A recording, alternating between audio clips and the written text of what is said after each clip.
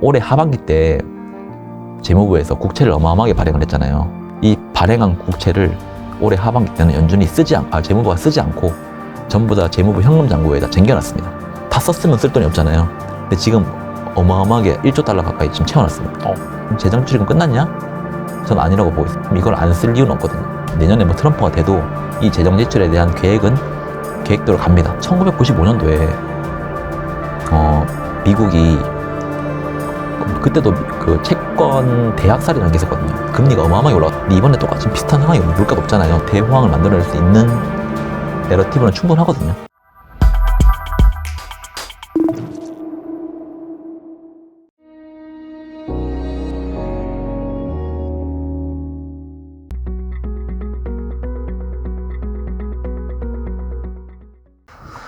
일단 내년도 2024년도에 매크로 측면에서 주식시장을 바라보고 금리시장을, 채권시장을 바라보는 핵심 키워드는 저는 세 가지로 보고 있습니다. 인플레이션이 내년에도 내려갈 수 있느냐. 그러니까 우리는 인플레이션을 전년 대비 얼마 이렇게 많이 보거든요. 전월 대비도 보지만. 근데 전년 대비를 사람들이 더 많이 봐요. 투자하는 사람들은.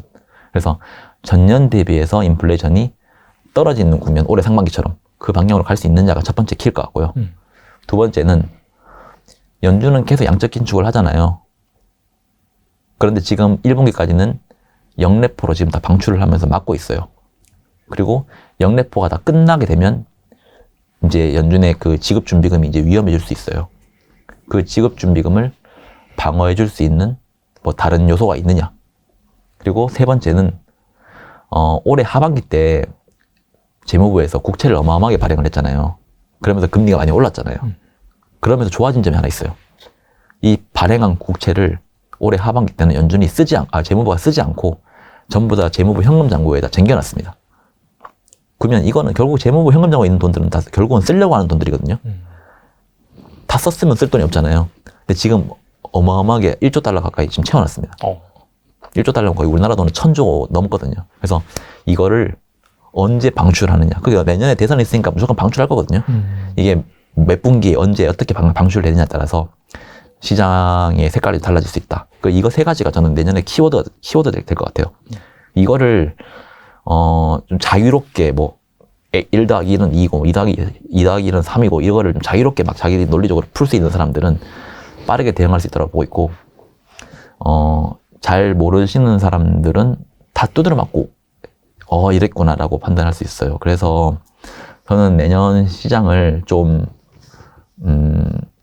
후행적 대응보다는, 그러니까 결국은 지표를 보고 대응하는 것보다는 지표 전에 이렇게 예상을 해놓고 거기에 맞게 가면 자기가 좀 더 진입을 해보고 거기에 맞게 안 가면 좀 나오고, 그래서 이거를 제대로 좀 전망해서 대응하는 사람들과 후행적으로 대응하는 사람들 간의 차이는 좀 내년에 좀 차이가 날 거라고 보고 있어요. 올해는 사실 그냥 오르는 장이었으니까 늦게 따라가든 지금 따라가든 뭐 나중에 결국은 따라가는 사람들은 다 먹었거든요. 그렇죠. 근데 내년에는 좀 저는 울퉁불퉁한 시장이 되지 않을까라고 보고 있어요. 그래서 그 정도 보고 있고 하나하나 좀 말씀드릴게요. 네. 일단 제가 내년부터 2033년까지는 그동안은 우리는 연준만 보면 됐어요. 그 과거 10년, 15년은 연준의 대차 대조표가, 연준의 양적 완화가, 뭐 연준의 총자산이 얼마큼 늘어나냐 내려가냐에 따라서 시장이 좋아질 거다, 시장이 나빠질 거다라고 판단을 했었거든요. 근데 앞으로 길게 5년 뭐 이렇게는 연준은 가만히 있는데 시장은 요동을 칠 수 있어요. 근데 사람들은 이게 왜 이유인지는 모를 거예요. 근데 그 요동치는 가장 큰 핵심 키워드는 미국 정부의 재정 지출이 지금 풀리냐 긴축되냐에 따라서. 그래서 미국 GDP에서 차지하고 있는 과거에는 미국 GDP의 연준의 총자산이 대부분 그 역할을 했다고 하면 앞으로는 미국 정부의 재정 지출이 그 역할을 대신할 거다. 그래서 이 그래프를 보시면 이 노란색으로 길게 그려놓은 그래프가 미국 GDP 대비해서 연준의 총자산이 늘어나는 시기였습니다. 이게 금융위기를 기점으로 해서 코로나 이전까지, 코로나 이후까지 연준의 총자산이 미국 GDP에 차지하는 비중이 계속 커졌어요. 지금까지는 연준이 시장을 다 만들어 온 시장이라고, 미국의 그 성장을 만들었다 보시면 돼요. 파란색 그래프 보시면 10년, 15년간 미국 정부 지출은 그냥 플랫이었거든요. 플랫. 그냥 평평했거든요. 근데 앞으로는 그래프가 완전 반대로 갈 거라고 보고 있어요.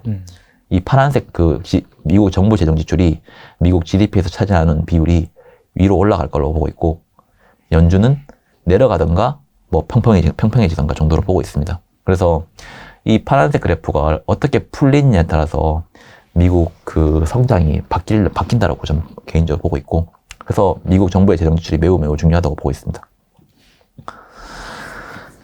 올해 상반기 때 보면 사람들은 물가가 빠지니까 주식시장이 올랐다고 보거든요. 뭐 그거 맞는 말이에요. 왜냐하면 심리적으로 디스인플레이션 효과가 매우 컸단 말이에요.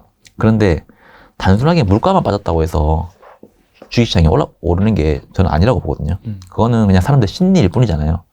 실질적으로 올해 상반기에는 미국 정부의 재정 부양이 어마어마하게 막대하게 있었습니다. 그 아무도 몰랐지만. 이게 표를 보시면 미국 정부의 재정 수지를 연도별로 가지고 온 거예요. 월별로 예를 들어서 이게 2020년 코로나 시기 때 이게 노란색 그래프거든요. 1월, 2월 누적해서 어떻게 돈이 재정 적자가 풀렸는지. 2020년이랑 2021년도에는 코로나 때문에 풀렸다고 치고, 파란색은 2023년도입니다. 이때 우리 사실 올해는 무슨 일이 없었잖아요. 그렇죠. 그런데 금융위기 때보다 더 많이 풀렸습니다. 더 빠르게 미국 정부가 재정 지출을 했다라는 거예요. 그 연준은 앞에서는 긴축을 한다라고 하면서 물가를 잡으려고 우리 물가를 파이팅 하겠어라고 말을 하고 있었지만, 보통 그러면 시장이 무너져야 되거든요. 그래서 올해 상반기 때 미국 시장이 경착륙으로 갈 거라고 하는 뷰들도 꽤 있었어요. 작년 연말에 전망할 때는. 근데 아니나 다를까 모두가 틀리는 그냥 불장이 와버렸잖아요. 저는 이 효과가 분명히 있었다고 보고 있어요. 미국 정부는 뒤에서 재정 지출을 역대급으로 풀고 있었어요. 이러면서 미국의 경기 선행지수라는 게 하는 것도 있거든요. 그게 내려가면서 다시 올해 5월달 기준으로 올라가기 시작했습니다. 과거에 놓고 보면 연준이 긴축을 할 때 경기 선행지수가 턴어라운드를 했던 적은 없었습니다. 이번에 처음이에요, 처음. 근데 저는 이게 있다고. 미국의 정부가 막대한 재정 지출을 했기 때문에 그게 성장률을 끌어올리면서 미국의 경기 선행지수를 들어올렸다라고 보고 있습니다. 상반기 때 이렇게 좋았는데 하반기 때는 미국 정부가 똑같이 상반기처럼 보통 국채를 찍어서 재정 지출을 해버리거든요. 국채는 계속 찍었는데 하반기 때 지출을 안 했어요. 그거를 전부 다 아까 TJ라고 하는 재무 현금 잔고에 계속 챙겨놓고 있습니다. 지금 그게 이제 올해 7월 달만 해도 TJ 계좌가 거의 0이었는데 지금은 거의 1조 달러까지 올라왔어요. 불과 3개월 만에 1조 달러까지 채워놓은 거예요. 국채 찍어가지고 돈을 챙겨놨다는 거예요. 그래서 아니 풀 거면 계속 풀지, 상반기 때는 그렇게 다 풀어놓고 하반기 때는 왜 돈을 안 풀었을까, 저도 고민을 많이 해봤어요. 이게 정확하게 8월 달부터 돈이 안 풀렸거든요. 그런데 보니까 상반기 때는, 이건 지금부터 내러티브입니다. 상반기 때는 다들 물가가 디스인플레이션 될 거라고 알고 있었잖아요. 작년 물가가 너무 높았으니까 전년 대비해서 물가는 웬만큼 월간으로 높게 나오지 않는 한은 떨어지는 추세가 물가는 잡혀 있었어요. 근데 하반기 때는 그 기저효과가 다시 올라가는 방향이었어요. 그러니까 예를 들어서 올해 상반기 때는 MOM 기준으로 0.2%가 나오면 뭐 0.4%가 나와도 올해 상반기 때는 물가가 1월 달보다는 2월 달이 낮게 나오고 2월 달보다는 3월 달이 전년 대비 계속 낮게 나오는 추세였어요. 그런데 올해 7월 달을 기준으로 해서는 똑같이 월간으로는 0.3%가 나온다고 하더라도 6월을 바닥을 짚고 다시 7월부터 올라가는 방향으로, 그러니까 우리가 느끼는 월간으로 올라가는 물가 상승률은 똑같은데 전년 대비를 하면 떨어지다가 올라가는 방향이라는 거죠. 이런 상황에서 재무가 지출을 더 해버리면 물가를 더 자극할 거 아니에요. 그래서 정부는 하반기 때는 굳이 물가 자극을 더 하지 않기 위해서 그냥 돈만 쟁겨놨다라고 저는 생각을 하고 있고, 뭐 물론 내년 선거도 있으니까 돈을 좀 확보를 다 쓰는 것보다는 좀 확보를 하는 것도 있겠지만, 이 물가가 미치는 영향이 물가는 사람들의 심리가 반영이 많이 되거든요. 모두가 물가가 올라간다고 하면 다 사버리잖아요. 내려간다고 하면 안 사고. 그래서 물가는 심리 영향이 매우 크기 때문에 사람들이 우려하는 시기에 굳이 돈을 풀어서 물가를 더 자극할 필요는 없다라고 생각을 했고, 그러면 하반기 때는 미국 정부가 돈을 안 풀겠구나. 하지만 이게 재정 지출이 끝났냐? 전 아니라고 보고 있어요. 왜냐하면 돈을 다 지금 쟁겨놨잖아요. 그럼 이걸 안 쓸 이유는 없거든요. 그래서 이건 앞으로 지속적으로 나갈 가능성이 있다라고 보고 있습니다. 네. 그래서 방금 말씀드렸는데 재정 부양 끝났나? 저는 아니라고 보고 있고 잠깐 쉬어가는 구간이라고 보고 있고, 가장 큰 이유가 미국은 2031년까지 재정을 어떻게 지출을 할지 이미 다 결정을 해놓은 상황입니다. 내년에 트럼프가 돼도 이 재정 지출에 대한 계획대로 갑니다. 아, 그래요? 네. 바꿀 수 있지 않나요? 그 예산을 예를 들어서 IRA 같은 경우에는 친환경에서 원유로 갈 수는 있죠. 근데 돈이 줄거나 그러지 않아요. 전체 뭔가 투자 금액은 변동이 없다. 네. 약간 그 네. 세부적인 어디에 투자할지에 대한 대상은 좀 달라질 수 네. 있어도. 네. 아. 그리고 지금 트럼프와 바이든의 가장 큰 차이점 IRA 법인 것 같긴 한데, 실제적으로 지금 돈이 나가는 그 규모를 보면 미국 재정 지출에 인프라법이랑 반도체법 이쪽으로 돈이 어마어마하게 나가고 있어요.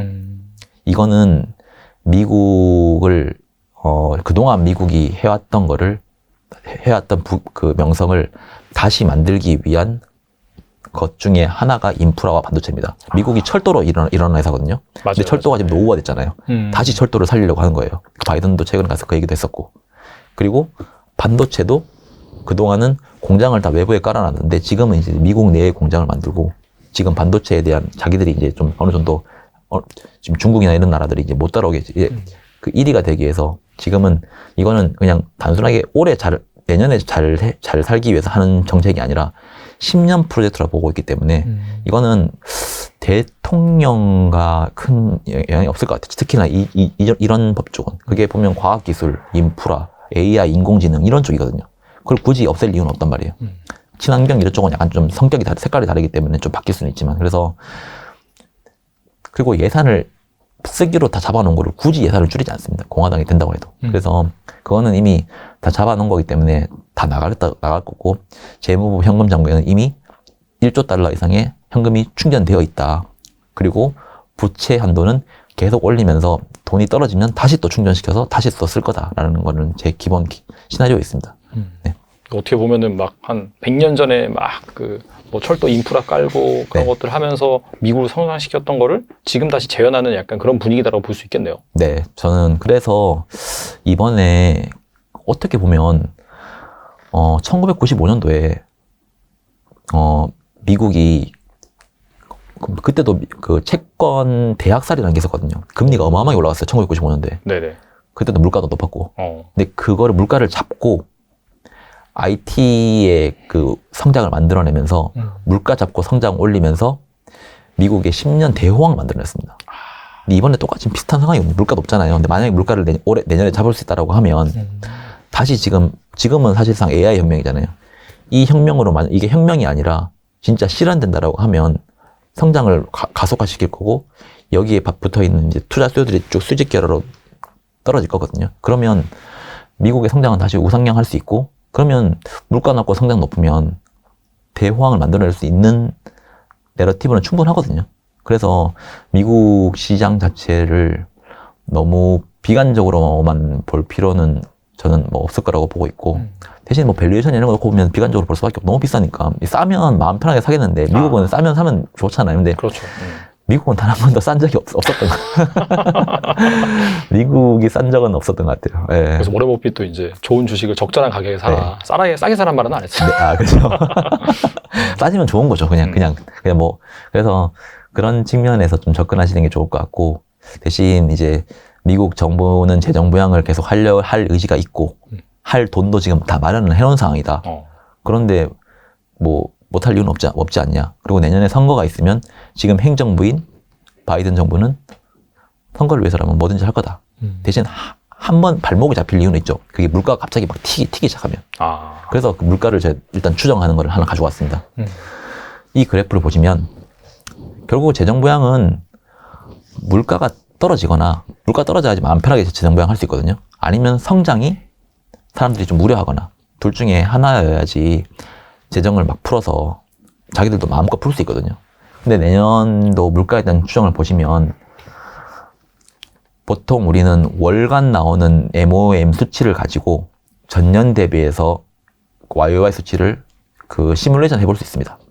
내년도 같은 경우에 보면 매달 0.3% 이상보다 높게 나오는 게 아니라고 하면 물가는 내년 1월달 기점으로 해서 떨어지는 방향입니다. 특히 상반기는. 그러면 MOM 0.3이면 굉장히 높은 거거든요. 왜냐하면 0.3 곱하기 12 하면 3.6%잖아요. 그러면 맞아요. 실질적으로 3.6%가 나와야 되는데 전년 대비로 돌려보면 사실 그 떨어지는 추세가 나오니까 사람들은 안심할 수 있는 상황으로. 그래서 물가 같은 경우에는 내년 상반기는 특히나 올해 상반기처럼 또 기저효과가 발생하는 시기다. 그래서 이게 물가가 사람들을 그렇게 우려하게 만들지 않을 거다 정도로 보시는 게 좋을 것 같아요. 물론 물가가 월간으로 높게 나오면 연준은 뭐 긴축 이야기를 할 수 있겠지만 일시적일 가능성이 있다. 왜냐하면 추세적으로 계속 YOY는 떨어질 거니까 이달에 좀 높게 나왔다고 해도 다음 달에 낮게 나올 거니까 이게 계속 추세적으로 떨어지는 거라고 하면 좀 상반기 때는 좀 물가 측면에서는 그렇게 우려 안 해야 된다. 차라리 인플레보다 디플레를 더 우려해야 된다. 갑자기 떨어질 가능성. 네, 그래서 그런 측면으로 좀 더 우려를 해야 된다고 보고 있고요. 왜냐하면 물가가 갑자기 뭐 원준이 생각하는 2%가 아니라 1%, 0% 이렇게 나오고 아까 말씀드렸던 영래포가 다 소진되면 유동성 주입할 돈도 없고 그러면 실질적으로 갑작스러운 경기 침체도 사람들이 우려할 수 있거든요. 그래서 그런 측면이 차라리 더 리스키한 측면이지 갑자기 인플레가 2022년 상반기처럼 급등하거나 그럴 가능성은 내년 상반기만 놓고 보면 크지 않다 정도로 지금 보시면 될 것 같아요. 두 번째가 결국은 아까 전에 말씀드렸던 그 연준의 지급 준비금이 충분하냐거든요. 이 그래프가 매우 중요합니다. 이게 빨간색 이 연준의 그 미국 명목 GDP 대비해서 연준의 지급 준비금 비율이에요. 지금 한 15% 정도 됩니다. 네. 그러니까 지급 준비금에 영래포가 같이 들어가 있는 적정 지급 준비금이라고 하거든요. 지금 이게 15% 정도 되는데 내년 1분기가 되면 이 빨간색이 이 검정색까지 떨어질 거예요. 검정색 선까지. 근데 최근에 뉴욕연은에서 그 논문으로 발표한 게 있는데 적정 지급 준비금이 GDP 대비해서 10%까지 떨어지면 양적 긴축하는 양을 절반으로 축소를 해야 된다. 아니면 시장이 충격이 좀 생길 수 있다. 그리고 뭐 9%는 양적 긴축 종료, 8%는 양적 완화를 해줘야 된다라고 얘들이 논문을 발표했어요. 아니면 유동성 시장에 문제가 생길 수 있다. 이게 보통 단기 레포 시장에서 문제가 생길 수 있다라고 보는 거거든요. 이 보라색이 결국은 이제 양적 완화를 해야 되는 시기예요. 그럼 결국은 검정색 그래프까지 이렇게 내려온다라고 하면 연준이 양적 긴축을 절반 축소를 안 하면 이때 유동성 위기가 한번 발생할 수 있고요. 발생하다가 또 더 내려오면 QE를 재개를 해야 되는데 QE를 재개를 안 하면 그때 유동성이 무너질 수 있습니다. 유동성 시장 자체가. 그래서 선제적으로 연준이 대응을 해줘야 되는 시기가 내년 1분기 말 정도가 이 검은색을 치는 시기고 2분기 말 정도 되면 보라색을 치는 시기이기 때문에 이때는 그래서 시장이 지금 뭐 내년에 금리 인하 5회 막 이런 거 지금 프라이싱 하잖아요. 그게 뭐 5월 달에 인하 시작하고 막 이렇게 지금 시장이 프라이싱 하고 있거든요. 그게 다 여기에 맞물려 있어요. 이 정도 시장, 5월이 되면 연준의 지급 준비금이 GDP 대비해서 10% 아래로 떨어질 거기 때문에 이때는 미리 인하를 해야 된다. 그리고 양적 긴축도 어느 정도 줄여야 된다. 안 줄이면 시장이 빠질 수 있다. 보통 이제 사람들은 이때부터 우려를 할 거거든요. 우려를 하면 돈을 먼저 뺍니다. 돈만 빼도 요즘에 주식시장이 빠지잖아요. 그렇죠. 그래서 저는 1분기 때 말 정도 되면 좀 그전에는 좀 주식에 대한 비중을 좀 줄여놓고 이거 좀 연준이 어떻게 하는지를 본 뒤에 대응해도 괜찮지 않냐. 왜냐하면 요즘에는 한번 빠지면 10%씩 빠져버리더라고요. 그 8, 9월 달에 주식시장 빠진 게 10%. 그리고 이번에 오른 게 또 10%. 막 이렇게 하면 지수 기준으로 그런데 종목 기준으로 얼마나 크겠어요. 엄청나겠죠. 그래서 저는 지수 관점에서 많이 보고 있으니까 이쯤에는 주식에 대한 비중을 좀 줄여놨다가 다시 사도 늦지 않다라고 정도로 저 판단을 하고 있고 연준이 선제적으로 잘 대응을 해주면 이런 유동성 위기에도 불구하고 다시 또 이제 어떻게 보면 소프트 랜딩 시키는 거죠. 그 하드 랜딩이 아니라. 그리고 상반기 때는 물가가 빠지니까 뭐 금리 인하 이런 거 굳이 안 할 이유도 없다라고 정도로 저는 개인적으로 보고 있어서 연준이란 재무부가 좀 선제적으로 좀 잘 대응해 주기를, 그리고 대응할 거라고 저는 생각하고 있어요. 요즘의 스탠스를 보니까. 그 시장과 소통도 잘 하고 있고, 이 정도 소통이면 거의 매일매일 이야기하는 수준이거든요. 아. 우리는 연준도 뭐 자기들이 맨날 스피치 하잖아요. 어디 밤마다 어디 가서 스피치 하고, 그리고 사람들도 뭐 SNS 이런 걸로 글을 쓰고 칼럼도 쓰고, 사실 연준도 그거 다 보고 있다고 저는 생각하거든요. 아. 그래서 자기가 생각 못한 게 있으면 또 그거에 대해서 또 생각을 해서 좀 미리 대응할 수 있는 생각. 옛날에는 탁상 공론할 때는 시장이 무너지든 말든 우리는 그냥 우리가 공부한 대로만 하려고 했는데, 요즘에는 시장과 소통을 많이 하려고 하는 것 같습니다. 지금 특히 스탠스는. 그 내년에는 경착륙이 오면 안 되는 시기이기도 하잖아요. 선거도 있고 하니까. 그렇죠. 그래서 최대한 타이트하게 관리하지 않을까 생각하고 있어요. 이 세 번째가 아까 재무부 장고인데, 이 파란색이 재무부 현금 장고예요. 작년 6월부터 해서 2023년 6월달까지 재무부 현금 잔고가 빠르게 방출됐습니다, 시장에. 그래서 거의 다 소진을 시켰거든요. 그래서 올해 상반기도 시장 좋았잖아요. 맞아요. 이게 엄청나게 빠르게 방출된 것도 전 영향이 크거든요, 이게. 정부가 돈을 어마하게 풀었다는 거예요. 채권 찍으면 다 풀어버리고. 근데 올해 7월을 기준으로 해가지고 이 파란색 그래프가 쭉 올라오잖아요. 이게 다 채권 찍어서 나오는 돈들이에요. 채권 찍어서 재무부 현금 잔고를 이만큼 채워놓은 거예요. 이게 좌측인데 거의 한 800만, 그러니까 이게 지금 거의 한 이제 지금 8천억 달러? 그래서 거의 지금 1조 달러 정도까지 지금 채워놓은 상황이고, 이제 이게 언제 풀릴지만 보면 될 것 같아요. 근데 저는 이게 사실 언제 풀릴지 대충 감이 오는 게, 이 영래포 소진이 1분기 정도 끝난다고 했잖아요. 그러면 유동성이 이제 메마를 수 있거든요. 그때부터. 그러면 사실 그때 풀릴 것 같아요. 그 2분기 때. 그러면서 그냥 정상적인 시나리오면 사실상 내년 상반기까지 문제가 없을 거라고 보는 편도 좀 있어요. 왜냐면 영래포 소진은 1분기 끝나지만 2분기 때 재무부 현금 잔고가 풀린다고 하면 다시 또 그 시장에 돈을 계속 풀어주는 거거든요. 그러면 모두가 우려하는 그 리스크가 안 올 수 있고 더 갈 수 있는 거예요. 근데 원래는 2분기 때 풀어야 되는데 2분기 때부터 풀어서 돈을 다 써버리면 3분기 때 풀 돈이 없잖아요. 3분기는 거의 선거 시즌 바로 앞이거든요. 그래서 2분기 때 좀 안 풀 수 있을 것 같다는 생각을 하기 때문에 2분기는 좀 비워놨다가 최소한 보고 하자 정도로. 그냥 3분기 때 풀려면 2분기 때 다 써버리면 안 되거든요. 그렇죠. 3분기 때는 선거가 11월이니까 3분기 때는 돈을 좀 있어야 되거든요. 그래서 막 작년에 올해 푼 것처럼 이렇게 막 막대하게 풀진 않을 것 같아요. 좀 아껴가면서 풀지. 그래서 2분기 때는 시장의 변동성이 좀 있지 않을까 정도로 보고 있어서 좀 그때 스탠스를 좀 보면서 한번 대응해도 늦지 않을까?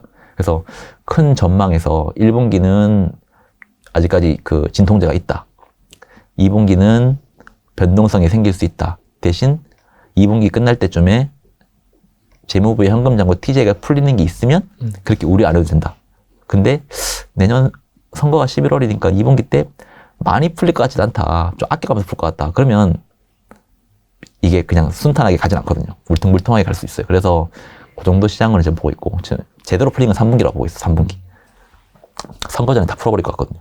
그게 가장 효과적이겠네요. 효과적이죠. 직전에 네. 이제 그렇게 하니까. 그래서 그냥 사실 사람의 전망이라는 게 다 맞출 수는 없지만 제가 생각하는 내러티브는 그 정도고, 그래서 울퉁불퉁하게 변동성이 있을 거니까 나는 뭐 10년 투자할 건데 장기 투자할 건데 이런 사람들은 사실 상관없고요. 왜냐하면 근데 그게 아니라고 하면 좀 그렇게 좀 대응하시는 게 좋을 것 같다 정도로 지금 생각을 하면 될 것 같고, 미국 정부 아까 90년도를 제가 한번 말씀을 드렸었는데 90년도에 재정 투자가 어떻게 일어나냐면 그때도 똑같이 GDP 대비해서 재정 적자 비율을 우려했었어요. 그런데 얘네들이 어떤 식으로 운영을 했냐면 재정 적자를 막 줄이는 게 아니라 재정 적자를 더 풀어서 GDP를 키워버렸어요. 그러면 비율이 줄어들잖아요. 그리고 재정 적자를 푼 거를 IT 기술주 쪽으로 집중해서 투자해줬어요. 그럼 걔네들이 실질적으로 성장을 끌어올리면서 나중에는 적자가 흑자로 돌기 시작했어요. 그러니까 이게 지금 옐런이 옐런을 한번 조사해 보시면 옐런이 예일 낙파라고 하거든요. 예일 낙파의 특징이 뭔지 아세요? 몰라요. 예일 낙파의 특징이 걔네들이 말하고 있는 그 논리 중에 하나가 이게 굉장히 위험할 수도 있고 저는 근데 이게 맞다고 보고 있는 입장인데 부채 증가율보다 성장 증가율이 높으면 부채는 아무리 풀어도 상관없다. 그러니까 3%, 그러니까 연간 3%, 4% 부채를 풀어도 그러니까 적자를 더 찍어도 명목 성장률을 더 끌어올리면 부채보다 성장이 높기 때문에 나라를 유지하는 데는 문제가 안 된다라는 주의거든요. 이런 스탠스가 있는 사람들은 절대로 내년에 적자를 줄이는 방향으로 안 갑니다. 성장을 더 키우는 방향으로 가지. 그 돈을 더 찍어서 뭐 애플을 더 키워주고 엔비디아를 더 키워주고 치킨 매그니피센트 7이나 10 이런 쪽으로 집중해서 돈을 쏴주면 이 종목은 10개지만 전체 시장을 끌어올리잖아요. 그러면서 미국 성장률을 올리거든요. 실질적으로. 그렇게 해서 적자 비율을 해결하려고 합니다. 그리고 얘네들이 좋아지면 결국은 얘네들 밑에 딸려있는 작은 회사들, 뭐 1차 밴드, 2차 밴드 주르르 좋아질 거니까 그럼 걔네들이 결국은 투자를 잘 이뤄내서 이 적자를 흑자로 메꿔준다. 그래서 적자가 문제가 됐을 때 적자를 줄이고 성장을 하는 개념이 아니라 그냥 성장을 무지막지하게 끌어올려가지고 나중에 적자를 메꾸면 된다라는 그 주장입니다. 얘들은 주장은. 그래서 그게 90년도 주장도 비슷하게 갔었어요. 근데 이번도 저는 비슷한 시나리오로 가지 않을까라고 보고 있어요. 연준은 긴축을 하지만 정부는 돈을 풀어서 특히나 얘들이 밀고 있는 반도체, 과학기술, AI 이쪽으로 풀어서 이쪽에서 어마어마한 성장을 만들어낼 거다. 그러면 지금의 우리의 적자는 다 해결될 거다 정도로 얘들은 생각하고 있어요. 그래서 근데 이게 사실 이게 기축통화국이고 하니까 어차피 여기는 계속해서 찍어낼 수밖에 없는 그런 또 숙명을 갖고 있잖아요. 맞아요. 그 논리를 고수할 수밖에 없을 것 같아요. 제가 생각할 때도. 네, 반대파들이 항상 그 얘기 하거든요. 아무리 기축통화지만 그러다 기축통화 무너진다. 그런데 옐런 학파는 그렇게 생각 안 해요. 그거는 성장이 부채 비율을 못 따라갈 때 하는 얘기고. 근데 명목 성장률이라고 하는 게 인플레도 거의 포함되어 있거든요. 그럼 사실 인플레 높아도 같이 올라가거든요. 그래서 얘네들은 너무 높은 인플레가 아니라고 하면 적정한 인플레도 원하는 것 같아요. 그러니까 연준은 인플레 2%를 타겟을 잡고 있지만 옐런은 아닐 수 있어요. 옐런은 3% 인플레를 원할 수 있어요. 그럼 3%에 성장률 2%를 하면 5%잖아요. 명목 성장률 5%. 그러면 적자 4%를 찍어내도 명목 성장률이 더 높단 말이에요. 그럼 애들은 이거 정책을 유지를 할 수 있거든요. 그래서 현재 옐런의 생각은 이제 그 방향이 맞는 것 같고, 그 방향인 것 같고, 이게 성공하느냐 안 하느냐는 앞으로 시장에 앞으로 달려 있죠. 그래서 뭐 그런 측면에서 좀 전 시장을 좀 많이 보고 있습니다. 좀 정리를 하면은 사실 그런 영래포라든지 그 잔고가 줄어드는 시점이 1분기 말 그리고 이제 선거를 감안한다면 이걸 바로 또 이제 재무부에서 이제 뭐 유동성을 푸는 게 아니라 선거 직전에 풀 가능성이 있기 때문에 그때 좀 흔들릴 수 있다. 네. 하지만은 결과적으로는 1990년대 보여줬었던 그 정부를 중심으로 한 엄청난 그 재정 확대 정책을 통해서 핵심 산업들을 육성을 시켜야 되기 때문에 그 뒤로는 정부 주도의 성장이 만들어지고 특히나 이제 뭐 IT라든지 뭐 AI 그쪽으로 확실히 좀 돈이 몰릴 것이다. 네. 어떻게 보면 약간 그 직전에 흔들릴 때 사면은 좋은 매수 타이밍이 될 수 있겠네요. 저는 그렇게 보고 있어요.